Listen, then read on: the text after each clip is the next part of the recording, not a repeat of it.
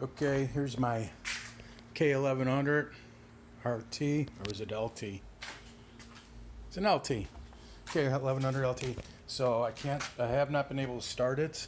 And when I pulled this off, this just barely drips out of fuel. And if I turn the ignition on, you can hear the fuel pump cycle, but you can see basically nothing happens.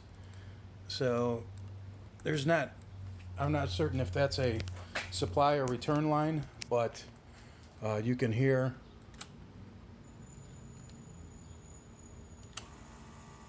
the fuel pump going. So I guess you got to figure out what's next.